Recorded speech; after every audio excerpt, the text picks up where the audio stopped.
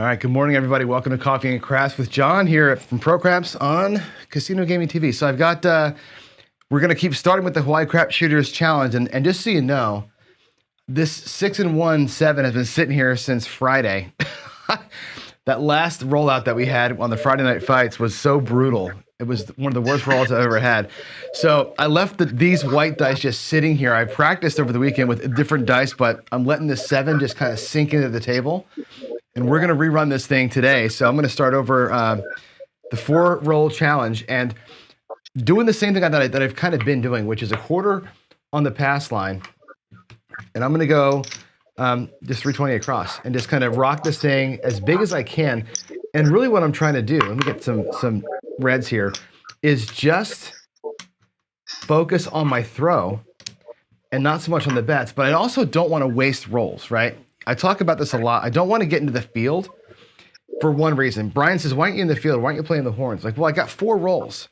And if this bleeds anything off of these, I'd rather waste a non-payment than a lesser than payment in this challenge. And what I'm going to do again is going to be a hit and kind of work my way in. And that's it. So the puck will be off. We're going to ignore the come out roll for these. They'll be off with the puck. I'm going to set them up. Again, first throw of the day. I've got a guest here, by the way, today who's been talking to me, so he can attest that I've had 0 throws this morning for the last half hour. I've been sitting here doing nothing. So these throws are all live. First ones of the day. There's a 4-2-6. That's going to be our point. Now we're going to start the rolls. 4 rolls in from here. Let's see if we can't make that point or make something else happen as we go. It's 4 rolls. 4 rolls, no pressure. How about a 6-2-8? That's awesome. That's going to pay $70. That's perfect. $70. We're going to bring both the 6 and the 8 now to 90. Just press them both up by 1 unit. Like so. Guarantee ourselves at least $15 in the rack. May not be the worst thing in the world to start grabbing hard ways, but I really want to focus in here. What I'm going to do also with the 4 and 10 is bring them in and make the 5 and 9 look like 100. That's roll 1, by the way.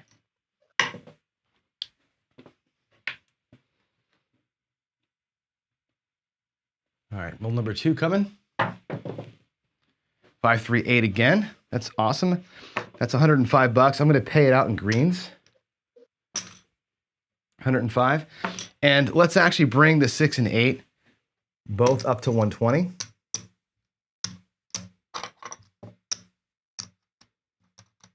That's roll 2.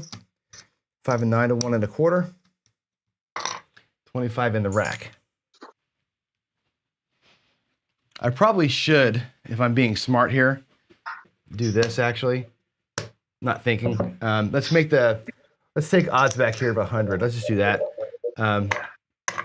We'll take these reds now and we'll go on the hard ways, and I'll double up on the 6 and the 8. Keep that quarter in the rack. That's roll 2. Let's bust her out.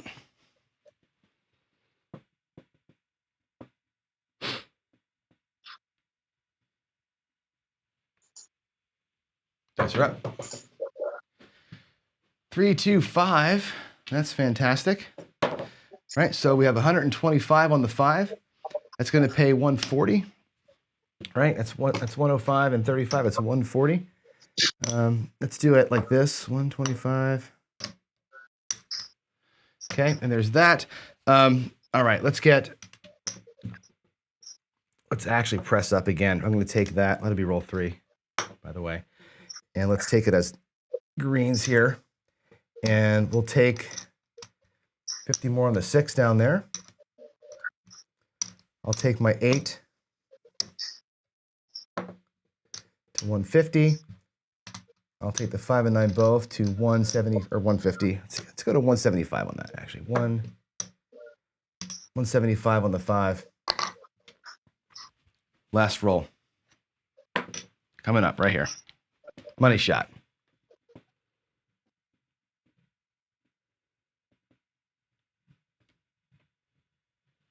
Here we go. Nice and flat. Nice and flat. Good landing. 4-2-6. Yes, sir. That's the point. That should be on top. That's fine. All right, let's bring it all down. Let's see where we got to. Finally got four in. It's the first time since the first roll of last week that I got all 4 of them in. And I got 150 back there. All right. Here we go. Let's bring it all in. Let's see how we did. Hard ways will come to me, except for the 2 on the hard 6 that we would lose. All right.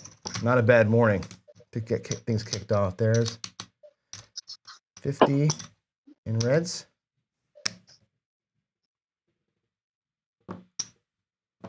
There's a black. We did pretty good today, it looks like. 4.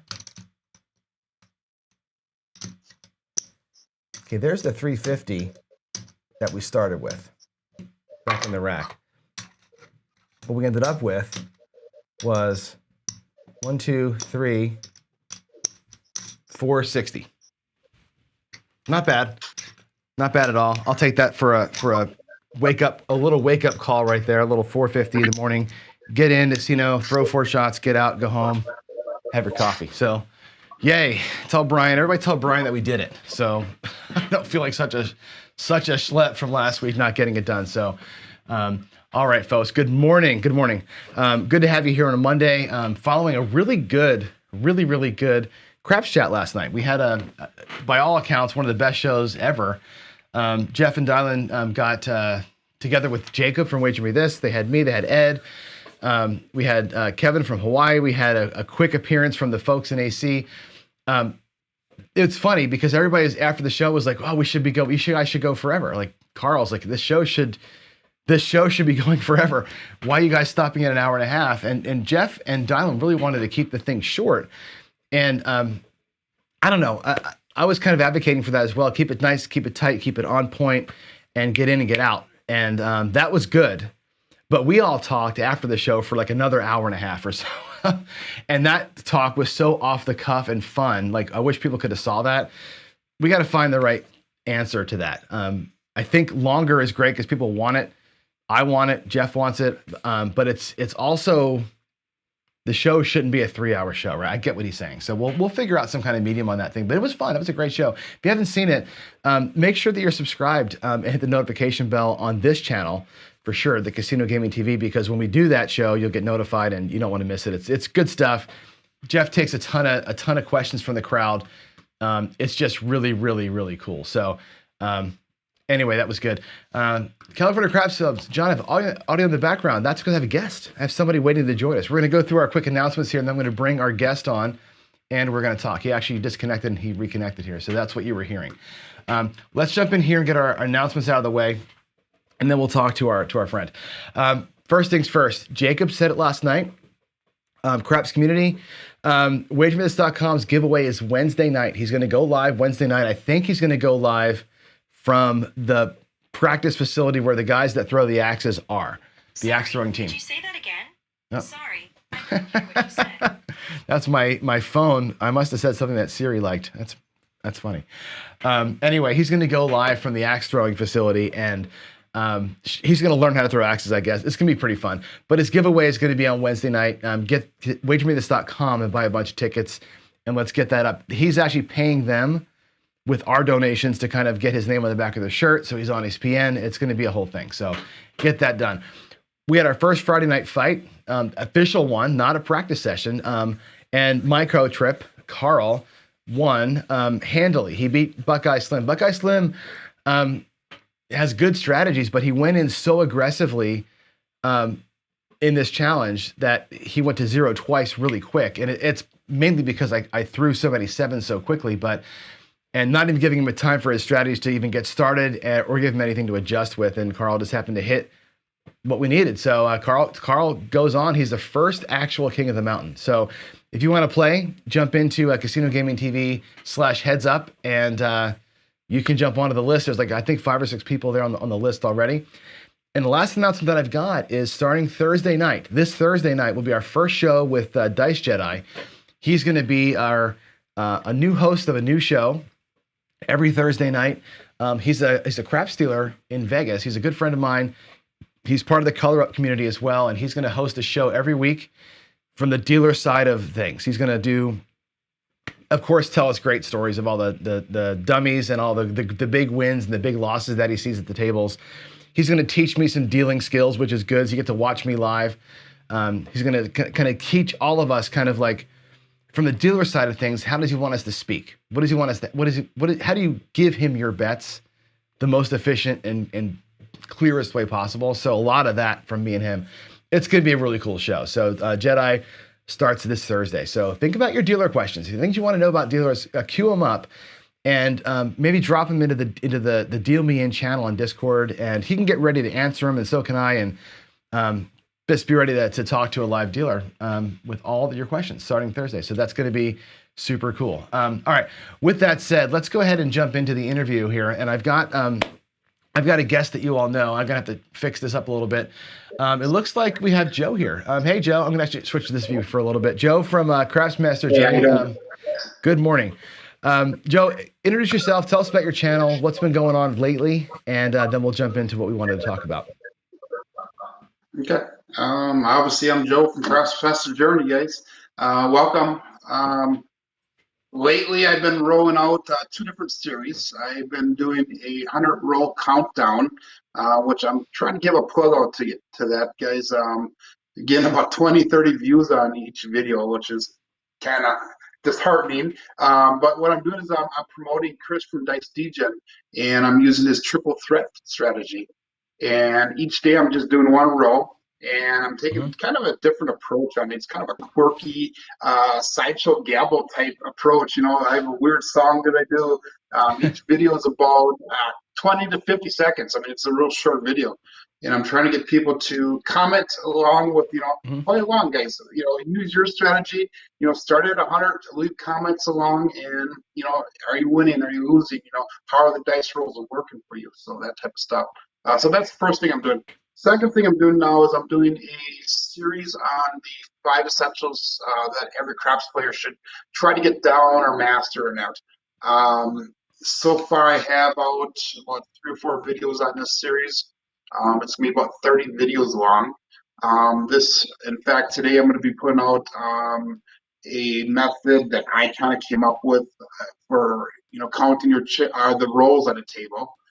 Tomorrow we're going to have our one and only John's Pro Craps method coming out on how to manage your chip rail. So, just a whole bunch of different things. I'm going to go through managing your chip rails, roll tracking, promoting the game of craps, things that we could do to just become better craps players. And I'll, in my videos, I have a link to that 5 essential things that a craps player should do to become a better craps player. So that kind of gives you a clue of what's coming up in the future, the next 4, 5, 6 weeks. So that's kind of where I'm at right now. That's cool.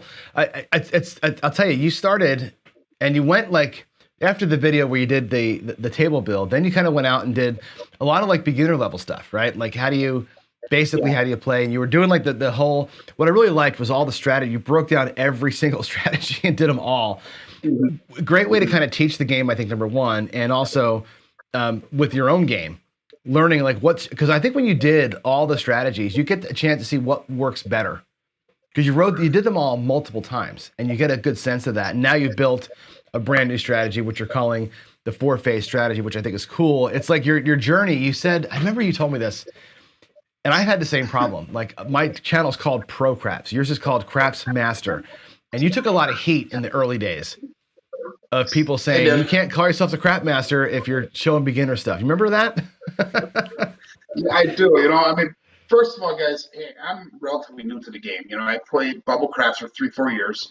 I've really been into the major, playing craps at the craps table for only the last year or so, since I built my table. And my channel started April 26th of last year, so that's essentially when I began my journey. And I was looking for names, like Craps Master, whatever. I want to become a Craps Master, and I'm definitely not yet. But what you're referring to, John, is a guy on Facebook was calling me out on something I had said. And he says, "Well, how can you call yourself a crafts master if you don't know what you're talking about?" And I said, "Dude, I'm just, this is my journey. I'm, trying to become that. Will I ever? Who knows? Are we ever? Any of us? We're all on a journey." And I hear that, John and Jeff and everybody using the journey statement. Hey, we're on a journey here, guys. Not every single one of us is an expert crafts player. We're all learning the same. We're all bouncing ideas off of each other, and going from there. So Yeah, you're never going to master the game, right? That's the no, thing. This game can't be mastered. It doesn't matter how good you are. If you're Jacob or if you're a shooter like George or a better like Jacob, the dice will still beat you. Like, you can't predict what's going to happen, so you're going to get beat. And the thing about it is, it's the journey. I love the fact that you highlight that every single intro. Let's make it your journey too. I think it's great. And I end my videos with that. This is my journey, and what I want to do is I want to have you guys become part of that journey. Share your stuff with me. Tell me what you like and what you don't like. This is a journey for all of us. I watch a lot of different things on YouTube, and this is a very close-knit niche, a very close-knit community, and we're a very accepting community. We have new people coming in all the time. I mean, I've been doing this for a little over a year now. I still have not gotten to 1,000 subscribers. John, you started within a month of me. You're at least almost 3 times the amount. Jeff is twice the amount. He started, within the time. Then we have people like Waylon and Chris from Sideshow Jam, Gabo, and Chris from Dice DJ, and you guys are freaking doing awesome. Mike from On Point Crafts. Mike and Waylon came in and they just catapulted. They just exploded. They did. Because we are so supportive of the community. Plus they have a better personality than I do too. So. Well, it's not that. The thing is, YouTube is a strange beast, man. I've been watching my stats and how it all happens, and for me specifically, I had help from 3 people. When I first got going, Greg from 555 gave me a huge shout out. Jeremy ran one of my strategies, which was I think I gained 300 subscribers in one day. Like, I went from like 600 to almost 980 in an afternoon when Jeremy ran the Horseman the first time. That was a huge, and that kind of puts you on the map. You get Jeremy to talk about you, and you get on the map. I know Sideshow had Jeremy do the coin pusher the other day, and that's a big deal. And then you're kind of on your own steam. I think Mike and Waylon both were in the chat so much. And then when the channels loaded, everybody kind of flocked in and like, hey, let's see what these guys are doing. So they had a little bit of a different way forward than you and I did, and we needed some help to get it rolling. So I think you're on a great track. I think you got a solid channel, great following. And I love where you're headed now. So actually, I want to go to the table with you real quick. And I think, let me switch views here. And you're on a series right now. And for everybody who's watching, we're going to go till about 9 o'clock today. So we may not get all of this in, but I wanted to talk to Joe about his rack management stuff, which you're starting now to break that down, which I think is awesome. I did 1 video on it. You're going to do like 5. Which is cool. Like, let's get more. Yeah. And you're working on your own strategy, the 4-phase strategy. I want to talk about both, but maybe we run out of time and we'll have you back again next Monday and we can do the other one. That's totally fine with me. Let's see how far we get with it. But I want to talk. My passion is rack management, as you know.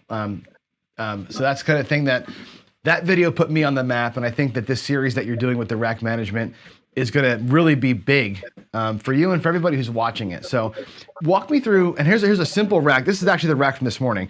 I just left it out here. Okay. Tell me what you want to do. Let's say I buy in. I'm going to buy in. Let's buy in for like $500. Okay. And what I've got here is 1, 2, 350. Let's do 400, and we'll give myself 100 in reds. All right. I gotta kind of count them out here. So give me a second. I should have been prepared, right? 1, 2, 3. You think, I got a show to do. I would get ready. So there's 400 in black or red or green and 100 in red. What would you do as you walk up to the table right here? And let's say that I'm stick left 1. So right next to me is the stick person over here. You can't see my hands, but if I'm here, right here is the stick is the stick. Okay. How would you set your rack up? Yeah. For me, again, this is my journey. I'm working on this as I go through. I found about 5 or 6 different ways of people doing it, and I do it slightly different, but I still use a version of what everybody else is doing. And everybody else is using a similar type method, to what yours is, John, where they separate it into quadrants. Okay. Mm-hmm. Me personally, and this is something that I need to work on to develop my own style. But what I currently do right now is I leave my bankroll in the back row just like you have it. And then if Mm-hmm. I have any singles, I pull that off and keep that in a separate row. Now, a lot of people are pulling off their shooters. So, for example, you have a bankroll quadrant, and then you Mm-hmm. pull off your shooter and you put that into your next quadrant that's up higher. Yep. So, let's pull up $50, say, and put that up there. Yep. That's your shooter. Okay. And what that's going to do now is that's going to limit what you spend on that shooter to help prevent leakage, to help prevent overspending, to keep a better management over your money so that way you're not losing it. And hopefully you can track how much you're making a little bit easier then. So, let's say that shooter comes up, we're not doing a pass line, but don't pass right now. Let's say he throws an 8. So turn the puck to 8. I And could you're gonna take that take, 50, you're gonna take that $50 and go you 40 said point was 8. Yeah, Yeah. you cut out. I'm sorry. Okay. Point is 8, and then you take that $50 and let's say you go 44 inside. Okay.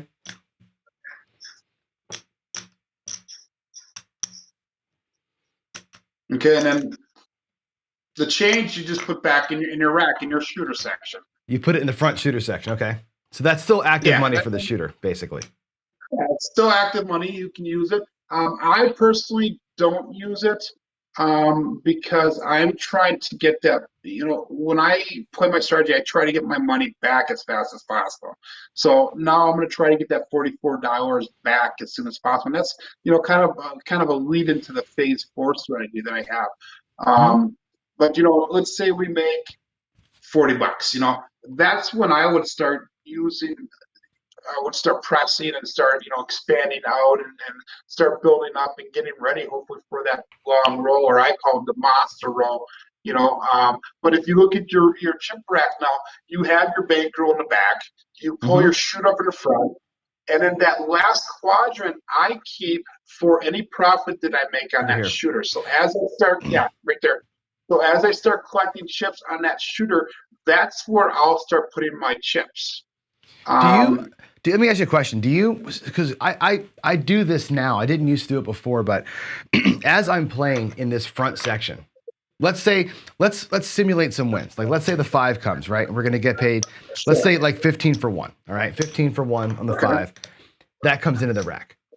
Now you could keep it here in the front, right? And here's the thing. We'll do another 5, right? There's 30. Now you got $34 back to the rack. So we're close, right? We're one more win away. Let's say the 9 shows up and it's 15 for 1. Okay. Sure. So now we've got our front side of the rack. Do you keep playing with this? Or what I've been doing is taking $44 out of here and putting it right back into my bankroll section. And what's left out here, I know, like, you know what I'm saying? Or do you just because some people will take this money and say, I made that on, this is technically, I'm even, right? But because I've got 44 at risk, I can now take this and start doing other things with it? Or do you lock this up? How do you play that? It depends on where I am at in my game and if I'm up or down as far as, in profit or not. If I'm in profit, yes, I will use that money to play with and I'll start expanding out. But, me personally, when I'm in a casino, I have to really think about collecting money because sometimes it's very easy to start pressing, and all of a sudden the big Mm-hmm. red comes on. You're like, oh shit, I didn't have any money, that I brought Right. in. So you have to be very, conscious about that. But if I'm down, I will hold on to the money and put it into the rack and try to bring my shooters back up again, like you said. A lot of people separate into shooters. I don't. I keep Mm-hmm. my bankroll as a bankroll. I know I buy in for say $500, and I try to get back to that $500, and that's all stays down there in the bankroll then. Okay, so what you're saying is like this. I would take this money here, and if I had 10, 20, 30, here's 45. So $45. So I bought him for 50 for the shooter. So I have 45. Yeah. I'm almost back So to that's even my- kind of thing, right? And that's what you do. Yeah, You kind of, that's my starting bankroll then. And then your profit, I would keep in the front row personally. So that way I know, kind of like Jacob from Wager, this was talking about last night. He tries to get into profit. He uses the casino money to make more money, Mhm. And that's my way of knowing whether that's my money or money that I have earned Okay. above and beyond my bankroll. And that's my money, my play money, my money to make more, or if I lose it, I lose it, So this back here that you're looking at, I- this is like your investment capital. This up here is your Correct. profit. And if it's here, it's okay to play. Is that kind of how you're saying it? That's essentially what I'm doing. But Okay. again, like I said, I'm doing this series here, and I'm looking at all the different styles. And by the time I'm done with this, I might come up with my own new way of doing it. Sure. Maybe a combination of what everybody is doing in that. But that's what I currently do right now. Again, you gotta kind of play how the table's playing. If you Mhm. have your bankroll back, you have a profit, and the table's playing good, why not use that money to make more, Yeah. But if it's a choppy table or a cold table and you don't want to switch over to the dark side, take that money and run. You know where you're at. And that's the whole idea behind chip rack management is knowing where you're at. Know how much money you have in there, how much you started with. It helps you with your strategy. It helps you know if you're on path with your strategy. It gives you a lot of information, and the thing about it is, in one of my videos, I'm not sure if it's one that's gone up already or one that's coming. It's kind of like I say, like cleaning your house. Okay, the first time you clean your house, you have to take all this time to manage, clean it, make sure it looks really good. And that's kind of a good chip rack. You buy in, Mhm. you get your chips, set it up exactly how you want, and then after every shooter, it doesn't take much to keep it in line, keep Right. it to where you need it, to keep track of how much money you have. It's really, really quick. I even went out and bought some lammers, John, not as nice as yours. I ordered them from Amazon. They cost $15, Yeah. The clear ones, right? Those are great. and you can, the clear ones. And you can use those to know exactly at a glance how much you have in there, So if I buy Mhm. $500, I should have 5 sections. I don't do it by shooters. I do it by $100 sections on my rack. Okay. I've done both ways. I've actually done per shooter. I've done it in hundreds. And what I've been in the habit of recently is once I hit my goal, like once I'm at 500, and let's say that, for example, we got paid in some greens, right? And I get my 500. Sure. I've actually been doing this. I've been taking all the lammers out of here, and I know that's $500. And I drop one right in Okay. front of it. Like, I'm not going past that guy right there. And like, I'll leave Yeah. the clean 500 and stop the $100 breakdowns. And then I know that Sure. I'm playing around with stuff like that. So that's been a help. One thing I saw, I don't know if it was, I think it was your channel, was talking about like the placement of the green chips in a rack like this. Talk Yeah, about that I real quick. mentioned that. That's one of the things that I found in my research for this. Mm-hmm. Is kind of a security measure thing. You can walk into casinos, it's all about security. They watch everybody. Yeah. But they don't catch everything. There is theft inside of a casino. So one of the things I learned when I was researching this is that a lot of people keep their bigger denomination chips towards the center of their rack. So if you're a red player and you have green chips, keep your green chips towards the center so that way somebody can't just reach in really easy and grab your chips. So if you're looking doing at your like rack this? right now, John, put some reds, reds on each side or your ones on the outside of that then, Uh-huh. So it's gonna be a little bit harder for them to get at those bigger chips. If they take us a dollar to a single chip, big deal. You're talking about the guys I that don't reach want to in. do You're it. talking about these guys that kind of reach in here and kind of grab your stuff and run. Yeah, you're at a crowded table. It can happen very easily. Especially in the heat Yeah. of the moment. You're making money and you're throwing chips in your rail, and not everybody keeps track of what's going on. All the time until after that shooter's done or until they're Sure. ready to leave the game or whatever. So Just an extra. I've run into this a couple of times, and I've never done this. I saw this on your channel. I'm like, that's a fantastic idea. So what I normally do is as I put my greens on one side or the other.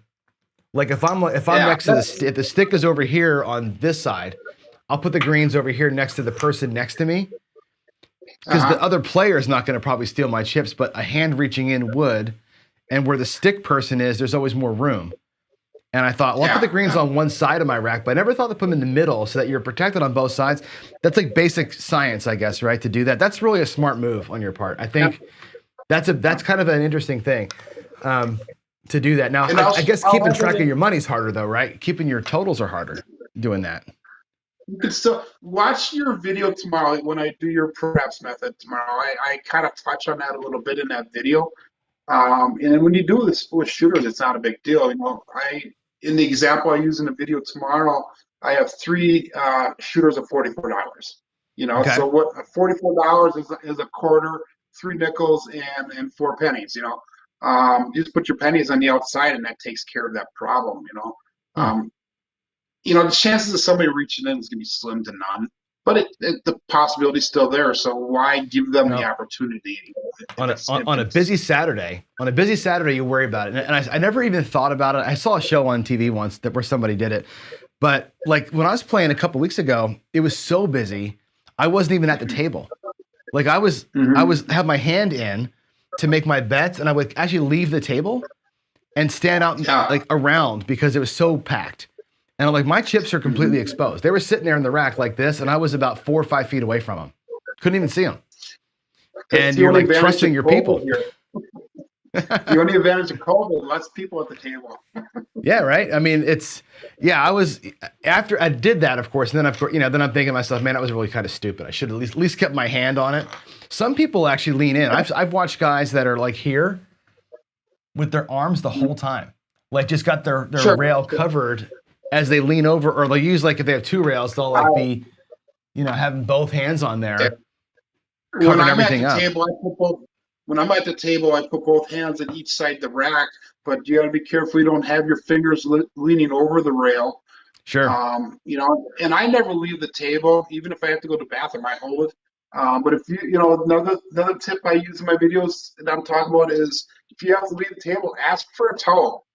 Don't just say, "Hey, dealer, can you watch my chips?" Because they'll say, "Yeah," but they're not going to do it. If they do the towel, I've seen the towel thing. Yeah. Do you trust that? Like if they drop a towel, like here, let me go in my bathroom and get a towel. If they, luckily I'm down here in the basement, right? So if you go, I have to go take a leak, and they go, okay, thank you, sir, and they do one of these for you, right? They drop this is actually my bathroom towel, so there it is. If they do that, and you go to the bathroom, and somebody walks up and just goes, takes the towel and all your shit and runs, is the casino liable for that? If they agreed to give you a device to cover your chips, are they going to cover you if they get stolen? Do you know? I don't know the answer to that. I've never done this. I've never once myself done the towel thing. I've seen people do it in 25 years of playing. I've never left the table with my chips on it, but I see people doing it all the time. And I don't know the answer to that. I don't know if the casino is liable, but I will say this: the casino that I play at is an Indian casino, so it's governed by their local police department. They don't have the gaming commission watching over them, all that. Right. And I constantly see the police in there dealing with situations. So is the casino liable? I don't know, but legally, whoever takes it is liable. And you remember, everything's on camera, so they can always go back and find out who. And casinos have these choke points for security, where they will get a picture of your face somewhere, whether it's when you're leaving, when you're coming in, whether you're at the table, whatever. They're going to know who it is and what's going on. So do I trust the towel? Not really. But it is an extra thing, that you can do. So. Vince has got two great comments here. Look at the screen. So Vince, one thing he says is casinos are not liable. The second thing he says, and this is interesting, that's why I like marker play, because the box man watches your chips. So if you're buying in and you're using a marker, it's casino's actual casino money. They actually give a shit about those chips. That's interesting point, Vince, that you bring up there. That's interesting. Not everybody plays at Vince's level, though. We can't afford markers, a lot of us. Well, at whatever level even $1,000 is a lot of money, right? And so James says AC uses a plastic cover, which is interesting. If they could lock it down somehow, I've never been ballsy enough to do that. I just never have thought to like leave my stuff at the table and walk away. I've colored up and left and come back and jump back in and lose my spot before I leave my chips there. It's just me personally because I work hard for the money. And that's what I've done as well, John. I don't leave the table either. When I leave, I'm either done with that session or I'm done with the day. So I don't leave mine either. But oh, we lost you. I think we lost you. There you go. I see your video, but am I cutting out because you're just starting? Just now you did. Yeah. Only for 1 second. Yeah. Okay. Okay. Cool. Do you do anything in your chip rel to count the shooters, or is that an upcoming video that you don't want to disclose just yet? That's one thing I don't do, but I'm going to start doing personally. And I have like 8 videos coming out on things that you can do to count the shooters. In fact, I'll have 1 or 2 of them come out this week. I think I have 2 videos coming out this week on it. One of them is actually a method that I came up with. I have not used it in the casino yet. It's a coin method, but it's something that's going to be very simple to do, something that you can do. And it's going up today at 5 o'clock Central Time tonight. You say it's called the coin method? What's that? You say it's called the coin method? Yeah, I call it the CMJ method, but it's using coins. So that way you just count, how many rolls you have. And then you could also use coins to track, the box numbers, the horns, that type of stuff. And then also on Thursday, I'll have a video coming out, the same method that Jeff and East Coast Craps uses. So we'll be going through that one on Thursday. Just kind of a review of how it works. And, people can take what they want. They could take the whole strategy and use it, or they can use bits and pieces and put it together with other ones. Right. But I have like 7 or 8 videos coming out on counting the shooters, things that you can do in the casino, and counting the shooter at home is different. Everything from the KPI to using paper to whatever. There's different ways. Some people track box hits and horns and everything using different chips. They'll throw it on a table. So I'll have some videos coming out on that stuff as well in the next couple of weeks. That's cool. I've seen a lot of people do it a lot of different ways, and I know that some folks use, like when I watch Jeff and East Coast and Ted play, right? So East Coast Craps, he went and bought in, Clay bought in, and he said, and give me 50 whites. I'm like, I've never heard somebody order white chips before. Like I'm trying to avoid the white chips all day long if I can. He got 50 of them, and he had it, because, in a real casino, you've got your racks are like this. You've got, 2 side-by-sides, right? So he had his money over here that he was playing with, and on this side, he had all these white chips like this, over here. And all he did was he was 2, 12, 6, 6, 6. He was counting chips like this, and he actually had them going like up, down, and sideways the whole way through the game. Sure. He had this entire system. So did Jeff. Like, oh my God, that's amazing. Like they knew everything. I've been playing for a long time, and I've never done that. I've charted with paper. I get tired of doing that, and I've been like, it feels like we've seen a lot of 6s here. I try to remember it, but now I'm 50 and I can't remember anything. Yeah. The method that Clay uses, he showed me where his source blood came from, and it's actually a pretty easy method to do. Again, like I said, Thursday I'll have a video out, kind of detailing that. But what you just did there is not what he had told me he does. That looks very similar to another guy that we follow, Jim from Celtic Crafts. He does a system very similar to what you just did. And that would be one of the videos as well that I bring out in the future. Yeah, I know people do it different ways, for sure. Yeah. And like VDC, I've watched VDC's videos, and he does it. And I do this. This is what I actually do, using the chips to note when you're going to press next. Okay. Like what he'll do is VDC has his white. He calls it the white red. So for all of his box numbers, he actually puts out like this. He puts out 2 whites and a red for every box number, right? Let's just take the 6 and the 8 only. And what he does is he presses on the whites and he collects on the reds. Let's say the 6 rolls. He does it. full press on the 6, and he puts a white chip behind. The next time the 6 rolls, full press on the 6, he puts it behind. Now he sees a red chip. When the 6 comes, he collects. And then he starts the process over. So it's press, press, collect, press, press, collect. And he uses his chips to tell him what to do. But he would never know that there was 9 6s. He would know that the next move I make is a press, which I think is a fascinating way to manage it. I can't wait to see the other ways of doing the counting, because I don't want to be there with a piece of paper. I'll never remember. I get too chatty, and I have too much fun at the table. I've never I always screwed it up, and that's why I stopped charting, because That's the right there is similar to what I think Charlie, a drunk guy explains, does also, because he has so many different moving parts in his strategies. It's hard to keep track of all that. So he does stuff similar to that too, I think.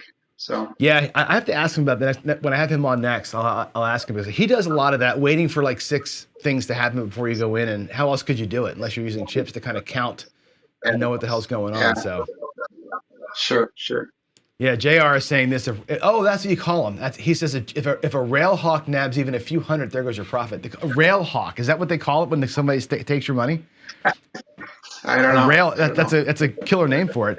I love to watch those shows. Like, this is what I do when I go to bed. I watch YouTube, and there was a show on like Vegas Cheats, and they did a whole show on like people reaching in and grabbing chips, and you don't want to. I mean, if the casino sees that on camera, that person's getting their ass kicked. I mean, I've seen some bad stuff, But yeah, I think this method's great. This is one thing I'm going to start doing, actually, like immediately. I'm going to start doing this and the thing that's going to be hard for me is keeping this middle section a number that I can understand what it is. Like that's hard to read.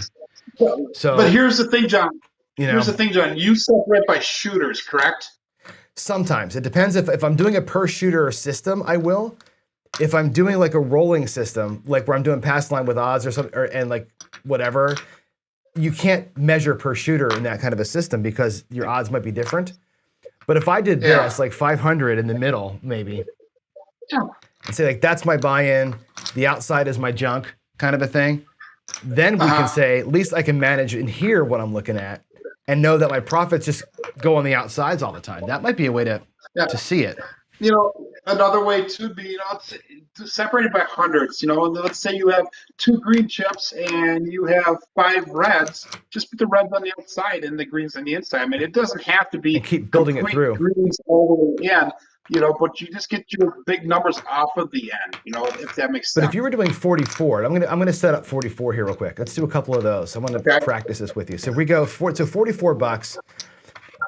Yeah, if you're doing a straight 44, right? You're at 40. So it's 44. Green, like 3 reds and 4 whites. Yeah, right. I'll just flip it around. Okay. There you go. And then you do. Look at that. That's some magical shit right there, dude. I love that. That's how you do it. That's all I do. Yep. And then you just kind of keep doing this, like flipping them around the whole way through. That's beautiful. That's a beautiful way to do it. And that way, yeah. That's interesting. I like that a lot. I like working from I'm going to practice this working from and I think people at home should do this, right? Like, I don't do it as much on my show as I should because I'm trying to talk and everything else. But when I practice, like when it's just me, I practice this stuff. Like I practice saying what I'm going to say and dropping the right chips out. And I practice getting paid and fixing the rack as I get paid. I actually work on that stuff. Do you do that too? And I cover that. And I cover that in the videos, guys. You should be practicing this stuff at home, so that way when you get into casino, it's becomes habit or routine. You don't even have to think about it, and then you can concentrate on other portions of the game or concentrate on having fun. You should be to the point where it's just automatic that this just happens without even thinking about it. I agree. Being a robot with this kind of stuff is important because otherwise. You'll screw up. And also I think you can have more fun, like you're saying. You have way more fun if you're not thinking about this kind of stuff, if it's just automatic. I preach all the time, like if my next press is going to be $4, I say if a 6, and I actually do this too, on the next move, let's say I've got a $10 9 and we know it's going to pay $14, I'll put $1 out here waiting for the next hit. Yeah, right. So I know we're going to 25. I'm dropping the penny. We're going to 25. And I know that get my $4 ready for the 6 and 8 to hit, so I can bring them to 30. Like I know what's going to happen, and I have my next press money sitting in the front sometimes to be ready for it. And here at home, I'm working with one rack most of the time, but in a casino, you've got two, generally speaking, to play with. So you've got 8 quadrants to monkey with, and how you set that up is I think a cool thing. So. See, what I do though, John, is you say 8 quadrants. I consider that 4 quadrants when you have the side by sides there, unless you're going to start incorporating your roll counts. Then you have your 2 separate racks, and you'll have to go 4 in one, and 2 in the other, 4 in the other, however you want to do it. But if you start adding the roll tracking, and that's one of the things I'm going to start working on personally at home when I'm practicing, so that way I can run both seamlessly. Right now, I run my chips, management chips, no problem. Adding in the roll track is going to be an extra step now. I think that's what the part that you can get comfortable with. So that's what I'm going to do. I'm going to start thinking about my rack in this way. I'm going to start thinking about the left-hand side of my rack, right? If I'm on the left side of the table, as the part that I'm going to kind of cover and lean on. Right, this will be the part that everybody can see. My actual money's here. My bets, my next bets are up here. The right side of the rack where somebody could reach in, or is next to the stick person. That's where I'm going to have my count of pressing, or maybe back here is where I would keep that roll track thing that you're going to teach us how to do this week. Yeah. That might be this quadrant here is just for tracking rolls. This might be for tracking presses, and then this is like my money. Now, here's something to consider, John, and this is something that was brought up by Arnell from Dice Grinders about certain casinos not liking or not allowing you to do your roll tracking. And I'll talk a little bit about that in the videos as well. Things. When you're doing your dice roll tracking, don't draw a lot of attention to it. Make sure that it's something that you're doing. There's a guy. I think it's Dice Doctor. I forget what it was.